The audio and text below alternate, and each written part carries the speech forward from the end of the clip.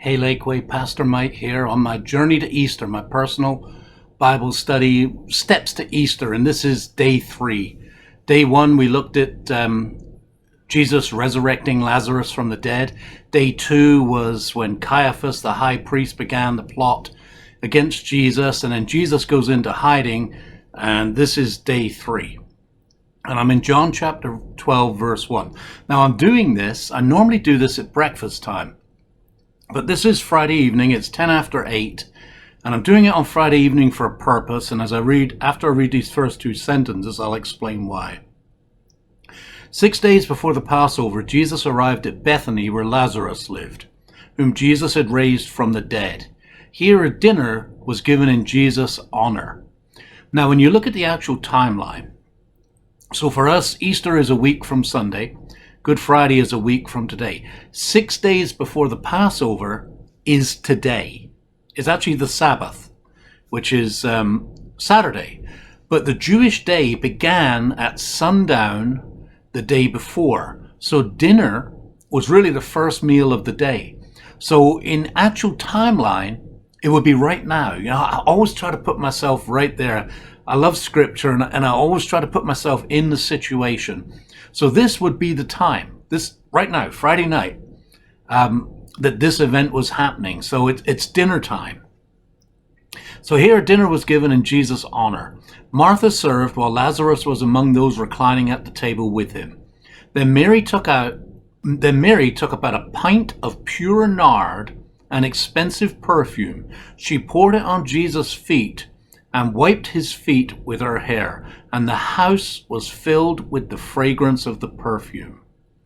Now that's just an incredible scene. I could just imagine the perfume permeating the air.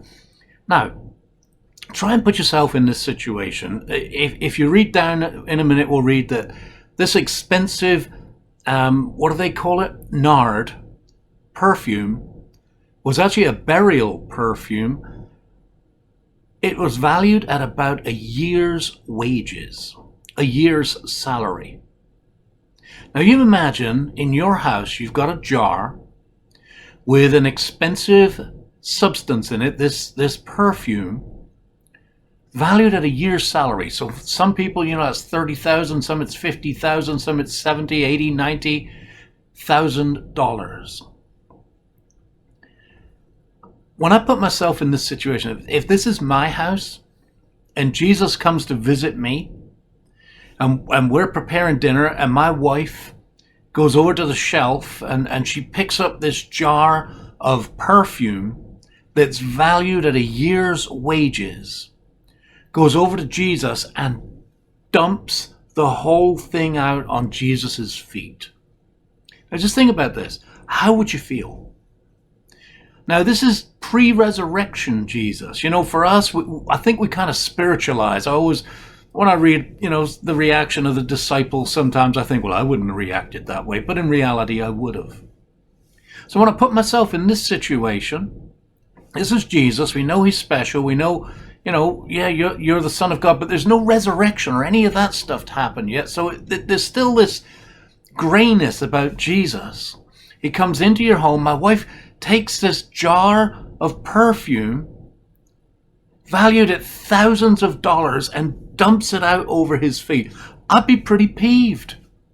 I mean, at the time, maybe it'd be a nice smile on my face. Oh, Jesus. But afterwards, I think I'd be saying to her, could you not have, maybe dipped a paper towel in there, wiped the paper towel in the perfume on his feet, or just sprinkled some on his feet? Did you have to dump the whole thing out, a year's worth of salary dumped out on the floor?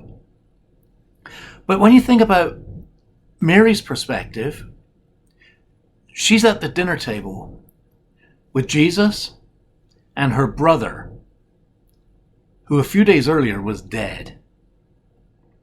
And he's sitting at the table with them. And she's thinking, this Jesus raised my brother to life. There's nothing, there's no payment that I could give to Jesus that could possibly compensate him for the value of what he has done for me. And something inside of her says, take the perfume. dumps it out on Jesus' feet, wipes it with her hair. Incredible scene. But one of his disciples, Judas Iscariot, who was later to betray him, objected. Why wasn't this perfume sold and the money given to the poor? It was worth a year's wages. He did not say this because he cared about the poor, but because he was a thief. As keeper of the money bag, he used to help himself to what was put into it. So Judas is looking at this. He's thinking, he's probably skimming off the top. He's taking the first 10%. We talk about a tithe. Judas is doing it in reverse. It's like 90% here. I'm taking 10. I'm taking 10 here. And he's angry.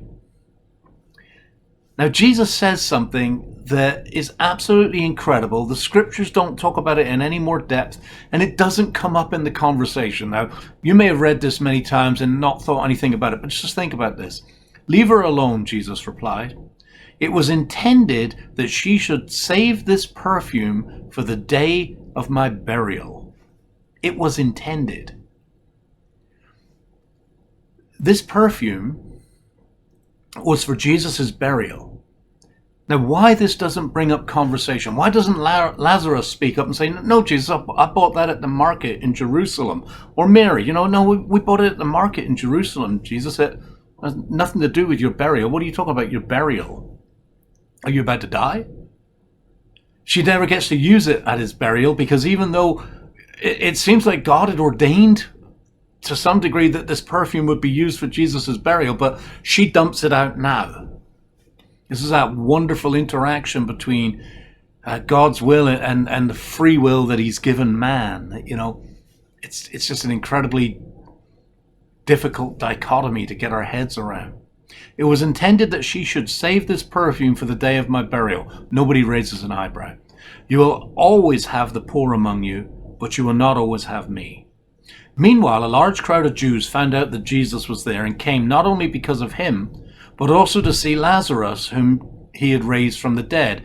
So we know from the other subsequent studies, previous studies, that after Jesus raised Lazarus from the dead, a group of Jews went into Jerusalem and reported it to the Pharisees.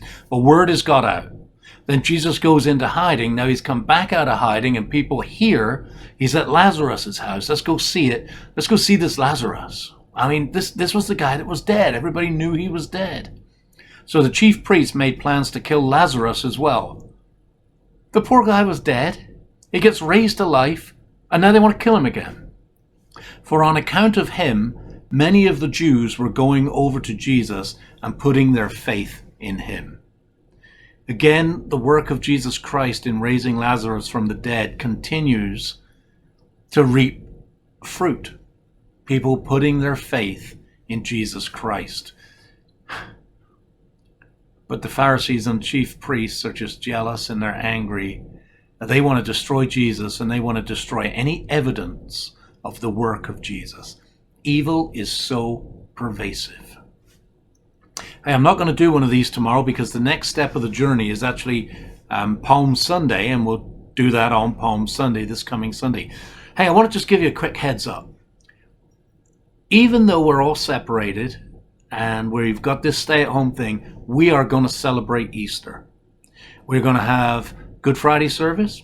We're going to have a sunrise service. We're going to have an Easter Sunday morning service, all remotely because we want to keep people safe.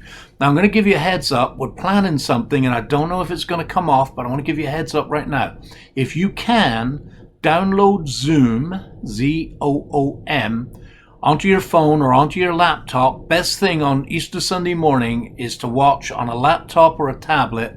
Your phone will work, but it's going to be better on a laptop or a tablet. And we're going to try and do something special. I don't know if it's going to come off. But one thing I do know, we're celebrating Easter. We're going to mourn the death of Jesus. We're going to celebrate at sunrise that tomb is empty. And we're going to have an Easter Sunday service that celebrates his resurrection with special music and everything. All remotely. Looking forward to it. I love y'all. Y'all.